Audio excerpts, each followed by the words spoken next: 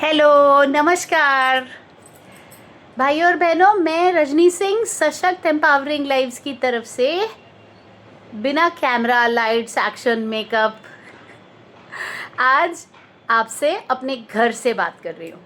आप में से शायद कुछ लोगों को पता है, मालूम नहीं, कुछ लोगों को नहीं पता है। मेरा एक्सीडेंट हुआ था और 28 तारीख पिछले साल दिसंबर में, पिछले साल मतलब पिछले महीने, अभी 28 तारीख को एक पूरा महीना हो जाएगा, अभी तो महीना भी नहीं हुआ। और 4 फ्रैक्चर्स हुए थे पैर में। तब से मुझे बांध करके बिठा दिया गया घर पर, तो मैं ज़्यादा कुछ काम नहीं कर पा रही हूँ, थोड़ा बहुत करती हूँ। लेकिन आज है ना, मैं ऑटिज़म से ज़्यादा ज़िंदगी जीने की कला, इसके ऊपर बात करना चाहती हूँ और आपको किसी एक बहुत ही पावरफुल इंसान से मिलाना चाहती हूँ। ये हमारी ममता जी है। नमस्ते। ममता जी हमारे यहाँ खाना बनाते हैं 2021 से 2021 से। आपको मालूम है, श्रीमान डोनाल्ड ट्रंप से ज़्यादा पावरफुल हैं ये। जी हाँ। पता है क्यों? उसका काम है लूट घसोट, इसको नोच, उसको खींच, इसको छोटा दिखा, खुद को बता कि मैं बड़ा हूँ, है ना।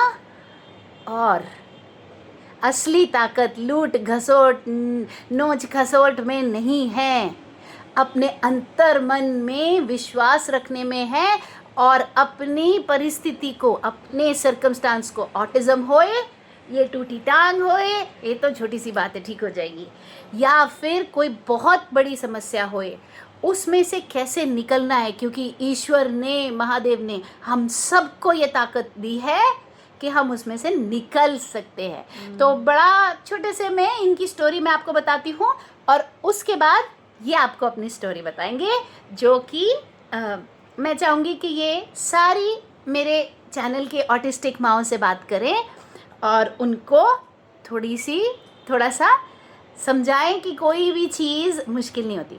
तो ये अब खाना बनाना शुरू हुए हैं 2021 में, जब ये हमारे पास आए थे। उसके पहले इनके हस्बैंड फार्मेसी में काम करते थे ना। नहीं, मैं करती थी। अच्छा, वो एक कंपनी में थे, बाहर का कंपनी था उसमें। हाँ। तो और थोड़ा ज़ोर से बोलेंगे ममता जी, माइक नहीं लगा ना।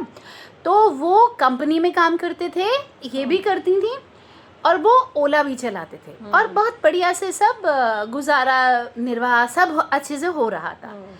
उसके बाद उनकी तबीयत अचानक से बिगड़ी और डॉक्टर ने बोला कि आप गाड़ी नहीं चला सकते। फिर कोरोना आ गया। 2019 से शुरू होकर के जो बुरा समय शुरू हुआ, मतलब ये मेरे पास 2021 में आए, उसके पहले का तो मुझे पता नहीं, लेकिन 2021 से अब 2025 के एंड तक इनकी स्ट्रगल मैंने जो देखी है। इन्होंने सब्जी का ठेला लगाया, हाँ, वो नहीं सब्जी चला। लगाया। नाश्ता लगाया, वो नहीं चला। हाँ, किसी वार त्योहार में सामान रखा, हाँ। कोई काम ऐसा नहीं था जो इन्होंने नहीं किया। और ये मुझे एक ही बात कहती थी, त्योहार में चलता था थोड़ा, पूजा का सामान तो सभी लेते हैं। हाँ, और उसके बाद फिर फिर बंद। सही हो गया। तो जिस चीज में इन्होंने हाथ डाला, कितनी दुकानों से निकाले गए बिना गलती। हाँ, इन्हें कुत्तों से बहुत प्यार है, तो इस सड़क के कुत्तों को खाना खिलाते थे। तो ऐसे ऐसे लोग टकरे कि कुत्तों की वजह से, आप कुत्तों को पालते हो, आप हमारा दुकान में नहीं रह सकते, हमारे घर में नहीं रह सकते, ऐसा बोलते थे लोग। तो पहले एक घर था, फिर दुकान में पूरा परिवार सोने लग गया, क्योंकि उतना भी गुजारा नहीं होता था। तो जिंदगी की कोई ऐसी तकलीफ नहीं थी जो इन लोगों ने झेली नहीं। लेकिन फिर भी कुछ होता था तो आके मुझसे कहती थी, दीदी मैं यहाँ ये लगाऊंगी। तो मैं कहती थी चलो। दीदी ने मेरा हेल्प बहुत ज्यादा किया है। नहीं, वो नहीं बोलने की जरूरत है। बोलूंगी मैं, ऐसा थोड़ी है। आपने मेरी बहुत मदद की है, जो सच है वो सच है। तो करते करते, और मैं आँख बंद करके ना भगवान से ज़रूर मांगती थी कि अब बस हो गया, क्या इनका कुछ करोगे नहीं? क्या तुम क्या छुट्टी पे चले गए? कुछ तो करो इस इंसान के साथ। और ये पैर फटे हैं, नहीं तो खून पैर से आ रहा है, लेकिन काम पे आ रही है, सब कर रही है। और अब 2025 आते आते आगे क्या हुआ ये बताएंगी। बताओ आगे। हाँ, जोर से बोलना। हाँ, टूर से। हाँ 2025 आते आते मेरे थोड़े अच्छे दिन आ गए, थोड़े नहीं मतलब पूरे ही तरीके से। हमने आपका किसान आटा चक्की डाला है और वो बहुत अच्छा चल रहा है, बहुत ज़्यादा अच्छा, और मैं बहुत खुश हूँ, बहुत ज़्यादा खुश हूँ। इतना अच्छा चल रहा है, कस्टमर बहुत ज़्यादा आते हैं हाँ और मैं संभाल नहीं पाती हूँ। हम सब चारों ही, दोनों मेरे बेटे, मैं, मेरे हस्बैंड, हम सब लगे रहते हैं उसमें।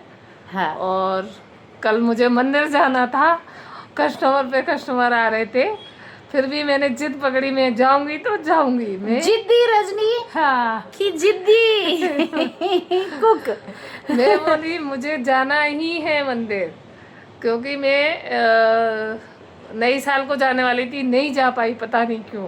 पता नहीं क्यों, क्या हाँ। इतने कस्टमर थे तुम्हारे? हाँ कस्टमर थे और दीदी की भी तबीयत ठीक नहीं है, तो मैं बोली भगवान तो मुझे माफ कर देगा, पर दीदी को ज़्यादा ज़रूरत है मेरी, इसके लिए मैं नहीं गई। प्यार बोलते हैं इसको। हाँ क्योंकि मुझे बहुत टेंशन है इनका, ये कब ठीक हो जाए। अरे मैं ठीक हूँ। हाँ दूसरा, फिर भी मैं गई 9:20 को मंदिर नेहरूल में। रात को 9:20 को यहाँ से 14 किलोमीटर दूर के लिए मेरे निकली बेटे को हैं। लेके जिद। स्कूटी से हम गए, दर्शन किया, खाना खाया उधर, हाँ। और आ गए। आप क्या बताना चाहेंगी सारी माओं को जो तकलीफों से हार जाती हैं? हाँ। या कुछ? तो मैं यही बोलती हूँ कि किसी को हिम्मत नहीं हारनी है, हमें हिम्मत रखनी है, सब कुछ आगे अच्छा ही होता है। मुझे पता है, मुझे पूरा भरोसा है, मुझे अपने आप पे भरोसा था कि मेरा भगवान अच्छा ही करेगा, और मेरा अच्छा हो गया है। आप सबसे हाथ जोड़ के विनती है, आप लोग हिम्मत ना हारे। हाँ, और बिहेवियर करेक्शन के लिए कुछ कह रही थी ना आप अपने लड़कों की? हाँ, व्यवहार सुधारने के लिए। बच्चों को मैं बोलते बोलते मैडम का मेरे दिमाग में आ जाता है, जो बोलते हैं ना मैं सुनती रहती हूँ ना, यहाँ पे खाना बनाते बनाते मैं बच्चों को बोलती हूँ, तो मेरे बच्चे बोलते हैं मम्मी आप रजनी सिंह का ही डायलॉग मार रहे हो मुझे। तो मैं ये बिहेवियर करेक्शन करती है, मेरी स्ट्रैटेजी ये खाना बनाती सुन रही होती है, अच्छा ऐसे ठीक करने। तो बच्चे बोलते हैं कुछ भी हो पर आपको ऐसे ही रहना है, जो बोलते हैं वो सच बोलते हैं, झूठ नहीं बोलते। और मैं उनकी ही बोली बोल रही हूँ, मैं भी झूठ नहीं बोल रही हूँ, सच बोल रही हूँ। तो आप लोग को वैसे ही रहना है, हमेशा खुश रहिए, हाँ हंसते रहिए। हाँ। तकलीफें आती हैं, टेम्परेरी होती हैं, टेम्परेरी, परमानेंट नहीं होती हैं।